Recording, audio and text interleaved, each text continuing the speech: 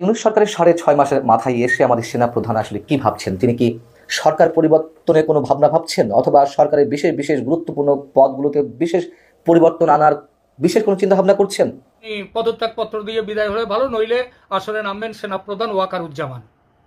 ওয়াকারুজ্জামান ভারতের পরিকল্পনায় এই অজিত ডোভালের অ্যাকশন প্ল্যানে তিনি রাজি হয়েছেন। সেনা সদর দপ্তরে জাতীয় এক গণমাধ্যমে দেওয়া সাক্ষাৎকারে একথা বলেছেন তিনি। আসসালামু আলাইকুম। সরকার পরিবর্তনের সিদ্ধান্ত নিলেন এবার সেনাপ্রধান ওয়াকারুজ্জামান, এবং সেই সাথে শেখ হাসিনাকে নিজে আনতে যাবেন দিল্লি। প্রিয় দর্শক শ্রোতা, আজকের ভিডিওটি গুরুত্বপূর্ণ হতে চলেছে। ভিডিওর ইন্ট্রো দেখেই বুঝতে পেরেছেন যে ভিডিওটা কোন বিষয় বা কি ইঙ্গিত করছে। সেনাপ্রধান ওয়াকারুজ্জামান তিনি নিজে কি এই সিদ্ধান্ত নিচ্ছেন, নাকি তার সাথে আরও কেউ রয়েছে?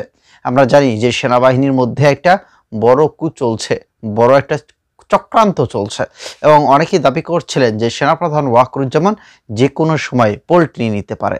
তো যাই হোক, এখন কি সিদ্ধান্ত নিলেন এই সরকার সম্পর্কে, এবং শেখ হাসিনাকে আদৌ তিনি নিতে যাবেন কিনা, কি বলছে ভারতীয় সংবাদকর্মীরা, চলেন আমরা বিস্তারিত স্ক্রিন থেকে দেখব তারা কি বলছে, তাদের কথাগুলোর সাথে আমরা একমত হতে পারি কিনা। মুক্তি বাহিনীর উপরে এবার নির্ভর করা যাবে না, সে পরিস্থিতি নেই। এখানেই আসছে ভারতের অ্যাগ্রেসিভ হওয়ার পরিকল্পনা। কিন্তু এটা অজিত ডোভালের ৩ নম্বর অ্যাকশন প্ল্যান, মানে লড়াইতে নামা। এটা তো ৩ নম্বর অ্যাকশন প্ল্যান। তার আগে আরও 2টো পর্যায় আছে, আগেও বলেছি তার কথা, এবারও বলি। প্রথম অ্যাকশন প্ল্যান হলো মোহাম্মদ ইউনূসকে বিদায়ের ব্যবস্থা করা। তার জন্যে এটা হচ্ছে প্ল্যান। তার জন্য কি অ্যাকশন, সে অ্যাকশন অনেক কিছু আছে, তাকে বলে দেয়া হয়ে গেছে। আপনি এই সময়ের মধ্যে চলে যান, এইটা ডেডলাইন, এর মধ্যে চলে যান। না চলে গেলে আপনার বিপদ আছে, আপনাকেও আইনের মুখোমুখি হতে হবে, আপনারও বিচার হবে। আপনারা যেভাবে শেখ হাসিনার সময় বাংলাদেশে যত খুন ইত্যাদি হয়েছে সবকিছুর জন্য যদি শেখ হাসিনা দায়ী হন, তাহলে এখন যেসব খুনগুলো হয়েছে আপনার আমলে, তার জন্য আপনাকেও দায়ী হতে হবে। শেখ হাসিনা ভারতে চলে যেতে পেরেছিলেন, আপনি তো চলে যেতে পারবেন না। তাহলে ভারতের কাছে আপনি যাবেন না, ভারত আপনার খুব বন্ধু, যাবেন না ভারতের কাছে। তাহলে পৃথিবীর অন্য দেশ কে নেবে না নেবে জানি না, তাহলে আপনাকে থাকতে হবে বাংলাদেশে এবং বিচারের মুখোমুখি হতে হবে। সেই জন্য অজিত ডোভালের প্ল্যান মাফিক ইউনূসকে সময় দেওয়া হয়েছে মার্চের ফার্স্ট উইক পর্যন্ত, প্রথম সপ্তাহ পর্যন্ত। এর মধ্যে সিদ্ধান্ত নিন, গোছগাছ করে নিন, বিদায় হন। এই বিদায় হতে গেলে আপনাকে স্বেচ্ছায় রাষ্ট্রপতির কাছে যান, পদত্যাগ পত্র দিয়ে বিদায় নিলে ভালো, নইলে আসবে সেকেন্ড প্ল্যান। সেই সেকেন্ড প্ল্যানটা কি হলো? সেটা হলো যে আপনি পদত্যাগ পত্র দিয়ে বিদায় হলে ভালো, নইলে আসরে নামবেন সেনাপ্রধান ওয়াকারুজ্জামান। ভারতের পরিকল্পনায় এই অজিত ডোভালের অ্যাকশন প্ল্যানে তিনি রাজি হয়েছেন এক শর্তে। সেটা হলো তার বিরুদ্ধে শেখ হাসিনা কোনো ব্যবস্থা নেবেন না, এইটা তাকে মানে তিনি শর্ত দিয়েছেন। ভারত সেটা শেখ হাসিনাকে সাথে কথা বলে সে শর্তের ব্যবস্থা করে দিয়েছেন যে হ্যাঁ, মানা হবে। ওয়াকারুজ্জামান আপনারা খেয়াল করেছেন বেশ কিছুদিন ধরে তিনি কিন্তু উল্টো পথে হাঁটছেন। ইউনূসের সঙ্গে দূরত্ব অনেকটাই বেড়ে গেছে তার। আবার অন্যদিকে প্রেসিডেন্ট শাহাবুদ্দিনের সঙ্গে তার যোগাযোগও বেড়েছে। ব্যাপার স্যাপার দেখে সেনাবাহিনীতে ওয়াকারুজ্জামানের বিরোধী হিসেবে পরিচিত ছিলেন যারা, বিশেষ করে ফয়জুর রহমান অ্যান্ড কোম্পানি, তারা কিন্তু হয়তো খেয়াল করেছেন তারা একটু পিছিয়ে গেছেন। কিছুদিন আগে পর্যন্ত বাংলাদেশ সেনাবাহিনীর মধ্যে যে গোষ্ঠীবাজি চলতো, এটা পাকিস্তান গোষ্ঠী, ফয়জুরের গোষ্ঠী, এটা ভারত আওয়ামী লীগের পন্থী গোষ্ঠী ইত্যাদি ইত্যাদি যে ছিল, সেসব খবর নিয়মিত বেরিয়ে আসতো বাইরে, ছাউনির বাইরে। সেটা এখন আর আসছে না। এর একটাই কারণ, সব গোষ্ঠী বুঝেছে দেশের ভবিষ্যৎ এখন ইউনূসের হাতে নয়, পাকিস্তানের হাতে নয়, চীনের হাতে নয়, বাংলাদেশের ভবিষ্যৎ এখন ভারতের হাতে, মোদির হাতে।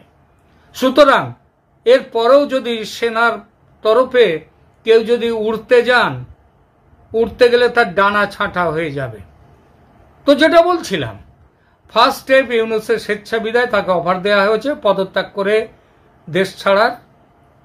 তিনি রাজি না হলে সেকেন্ড স্টেপ ওয়াকারুজ্জামান তাকে ধরে নিয়ে আসবেন, তাকে হয় ভেতরে ঢুকিয়ে দেবেন, উপদেষ্টা পরিষদ ভেঙে দেবেন রাষ্ট্রপতি, ক্ষমতা নিজের হাতে তুলে নেবেন রাষ্ট্রপতি, দেশব্যাপী কারফিউ জারি হবে, সেনা ছড়িয়ে পড়বে, এবার বাইরে এক দুজন বেরোতে গেলেই তখন গুলি চলবে। সুতরাং কারফিউ ভেঙে আমাদের একটা ইয়েতে শুনছিলাম, সম্ভবত নুরুল কবির সাহেবের ইন্টারভিউতে তিনি প্রশ্ন করছেন যে আপনি কি করে পালিয়ে গেলেন, যখন আপনি প্যারিস চলে গেলেন বাংলাদেশ ছেড়ে জুলাই মাসে, কিভাবে গেলেন, তখন তো কারফিউ চলছে। তার উত্তরে তিনি বলেছিলেন আমি কারফিউ ভেঙে চলে গিয়েছিলাম। হ্যাঁ, কারফিউ ভেঙেই যেতে হয়েছিল। তো সেবার তিনি কারফিউ ভেঙে বিমানবন্দরে যান, পালিয়ে যান দেশ ছেড়ে। এবার সে সুযোগ পাবেন না, তাদের সেনা কাস্টডিতে নেওয়া হবে। ভারতীয় সেনার পক্ষ থেকে কিছু নির্দিষ্ট লক্ষ্যবস্তুর ওপর সার্জিক্যাল স্ট্রাইক হতে পারে এইবার, প্রয়োজন পড়লে সেটাও। আর মূল যদি সবকিছু ঠিকঠাক মিটে যায় সার্জিক্যাল স্ট্রাইকও পর্যন্ত হবে না। এর মূল উদ্দেশ্য সার্জিক্যাল স্ট্রাইকের হচ্ছে দেশের ভেতরের মৌলবাদীরা যাতে ট্যাপও না করে, তারাও যাতে আবার ওই ধর্মরক্ষা করতে যাতে না নেমে পড়ে। সুতরাং দেশের ভেতরের মৌলবাদীদের দুঃসাহস ভাঙতে ভারতের লক্ষ্য থাকবে, এই কারফিউ জারি করা হবে। আর ভারতের লক্ষ্য থাকবে পুরোপুরি যুদ্ধ যাতে না বাঁধে সেটা দেখা।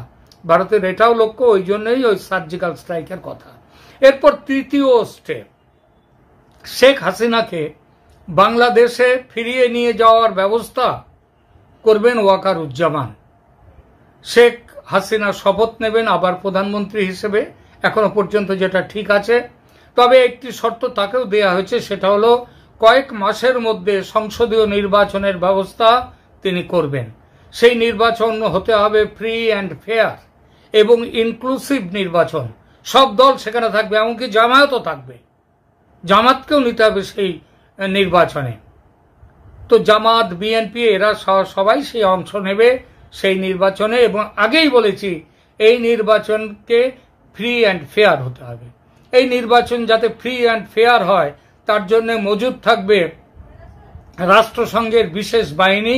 এমন হতে পারে রাষ্ট্রসংঘ সেই বাহিনীর ব্যবস্থা করবার জন্য ভারতকেই আমন্ত্রণ দিতে পারে, তোমার সৈন্য পাঠাও, তোমরা দেখো, রাষ্ট্রসংঘের পর্যবেক্ষক থাকবে। এই তো ভালো, তারা নজর রাখবে, এই পর্যবেক্ষকরা অনেকের মধ্যে রয়েছে। এবং যখন যে মুহূর্তে দেশে ডাকাতি, সন্ত্রাস, চাঁদাবাজি, ধর্ষণ ব্যাপক আকারে বেড়েছে, সেই জায়গা থেকে এমন প্রশ্ন আসতেই পারে এবং সেগুলোকে সামনে নিয়ে এসে ভারতের একটি গণমাধ্যম দ্য ফেডারেলে একটি লেখা প্রকাশিত হয়েছে। লেখাটি লিখেছেন ভারতের প্রখ্যাত সাংবাদিক, বিবিসিতে যিনি কাজ করেছেন দীর্ঘদিন, সাংবাদিক সুবীর ভৌমিক, যাকে আমরা অনেকেই প্রো আওয়ামী লীগ সাংবাদিক হিসেবে ট্রিট করে থাকি। তো তিনি যে লেখাটি লিখেছেন তার শিরোনাম হচ্ছে বাংলাদেশের নৈরাজ্য সেনাবাহিনীর ভাবমূর্তিকে ক্ষুণ্ণ করছে, অন্তর্বর্তী সরকারের সাথে সেনাবাহিনীর সঙ্গে বড় ধরনের বিরোধ দেখা দিতে পারে। এবং সাবটাইটেলে যে লাইনটি দেওয়া আছে সেই জায়গা থেকে আমি বলছিলাম যে সরকার পরিবর্তনের কোনো ভাবনা নাকি বিশেষ কোনো পদে পরিবর্তনের ভাবনা। তিনি যে ওয়ার্ডগুলো ইউজ করেছেন তাতে আসলে একটু কনফিউজিং। আমি একটু এই লাইনটা অন্তত ইংরেজিতে বলি, বাদ বাকিগুলো একটু ব্যাখ্যা করার চেষ্টা করবো বা আপনাদের সামনে উপস্থাপন করার চেষ্টা করবো বাংলাতে। তিনি সাবটাইটেলে বলছেন যে there seem to be indication that the army chief may be considering a change at the top in Dhaka to stop the chaos and hold national election. এটাই লেখা। তো সুবীর ভৌমিক প্রথমে বলছেন যে তিনি তার বিশ্বস্ত সূত্রের মাধ্যমে জানতে পেরেছেন যে ইউনূস প্রশাসন আসলেই অংশগ্রহণমূলক অবাধ সুষ্ঠু নির্বাচন দেবে কিনা তা নিয়ে যথেষ্ট সন্দেহের মধ্যে রয়েছেন সেনাপ্রধান জেনারেল ওয়াকারুজ্জামান।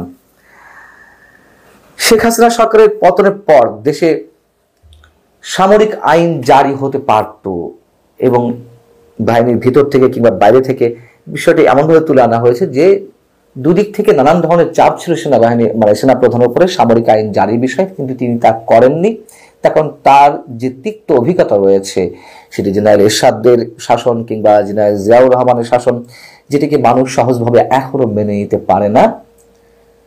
এবং সর্বশেষ 1/11 সময় সাবেক সেনাপ্রধান মইনু আহমেদের যে ভূমিকা, সেটিও মানুষ সহজে মেনে নিতে পারে না। এবং সারা বিশ্বের সামরিক যে শাসনগুলো চলেছে বা চলছে, এগুলো ধিকৃত হয়েছে, নিন্দিত হয়েছে। সেই জায়গা থেকে জেনারেল ওয়াকারুজ্জামান এ বিষয়ে ন্যূনতম কোনো ধরনের ইন্টারেস্ট ফিল করেননি এবং তিনি শক্ত হাতে এই বিষয়গুলো নিয়ন্ত্রণ করার চেষ্টা করেছেন যাতে সেনা শাসন না আসে।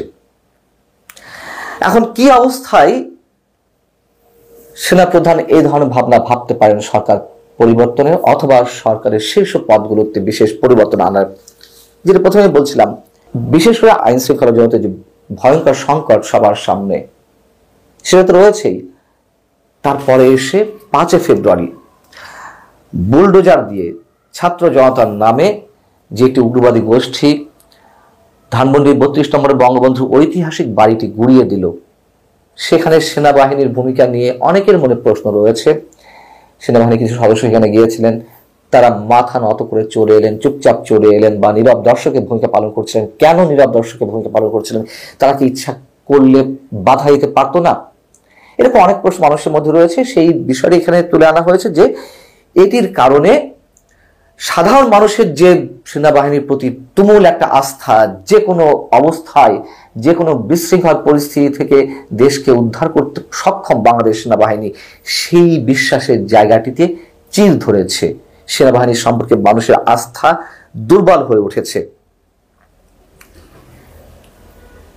এবং জাতিসংঘের বিষয়ে কেউ কেউ প্রশ্ন তুলেছেন বা প্রশ্ন তুলছেন, যেখানে নিজের দেশের এই ধরনের অরাজকতা সেনাবাহিনী প্রতিরোধ করতে পারে না, সেখানে জাতিসংঘের শান্তিরক্ষী মিশনে আমাদের সেনা সদস্যরা কতটা শান্তি রক্ষা করতে পারেন, এই প্রশ্ন অনেকে মনে উঠেছে। সেই জায়গাটি এনে এখানে বলা হচ্ছে যে জেনারেল ওয়াকারুজ্জামান শুধু যে প্রতিশ্রুতি দিয়েছিলেন শেখ হাসিনা সরকার পতনের পরে 5 আগস্ট তিনি তার উপরে আস্থা রাখতে বলেছিলেন এবং তিনি যত দ্রুত সম্ভব আসবে, যে কোনো সময় যে কোনো নিউজে আসবে, সেটা আওয়ামী লীগের পক্ষে যাক বা বিএনপির পক্ষেই যাক না কেন, যে যেভাবে পারতেছে কথা বলতেছে। দর্শক শ্রোতা অনেকেই বলেন যে নিউজ অনেক সময় আমরা দেখি ভুলভাল নিউজ দেন। দেখেন, নিউজ সত্য মিথ্যা নিউজ আসবেই।